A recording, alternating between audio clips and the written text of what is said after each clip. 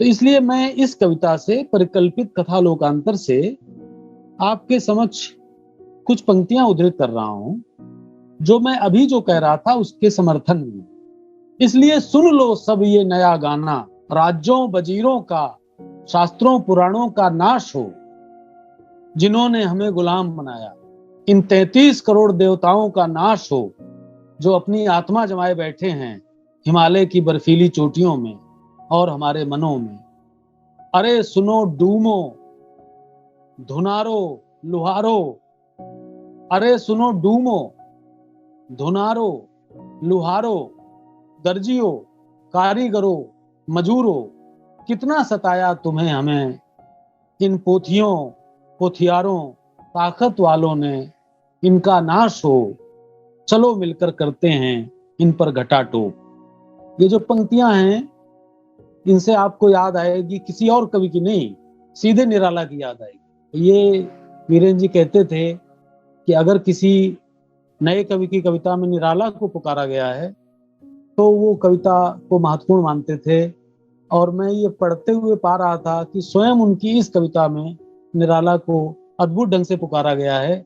और ये पंक्तियां याद दिलाती हैं निराला की पंक्तियों की कि आज अमीरों की हवेली, कल गरीबों की होगी पाठशाला, धोबी पासी चमार तेली, खोलेंगे अंधेरे का ताला। आज अमीरों की हवेली, कल गरीबों की होगी पाठशाला। इसकी कुछ 4-5 पंक्तियां हैं आपके सामने रख रहा हूं।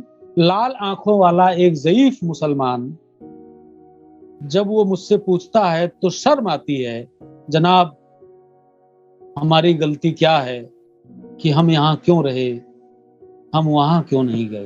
तो ये पूरे देश का जो अल्पसंख्यक समुदाय है, मानो वो पूछता है कि जनाब हमारी गलती क्या है, हमारा गुनाह क्या है कि हम भारत का जब विडंबनापूर्ण विभाजन हुआ था तो भारत में क्यों रह गए, पाकिस्तान में क्यों नहीं गए, क्या हमारा ये गुनाह है। ये कुछ ऐसे सवाल हैं जिनका कोई जवाब नहीं है हमारे पास। और जो फांसीवादी सत्ता राजनीति है उसके पास भी इसका कोई जवाब नहीं। तो ये सारे बहुत सारे सवाल उठाते हैं वीरेंद्र जी, और प्यार की कशिश, प्यार की जो अहमियत है उसका इसरार करने वाले, बहुत ही यूनिक तरीके से उसका इसरार करने वाले कवि हैं। और उनकी सारी जो विशेषताएं हैं कविता की, उन सबको एक नाम दिया है, शायद आशुतोष जी ने ही दिया है, वो नाम है वीरेनियत। इसीलिए मेरे रत्नित कविताएं की भूमिका का शीर्षक मैंने रखा है वीरेनियत का मतलब।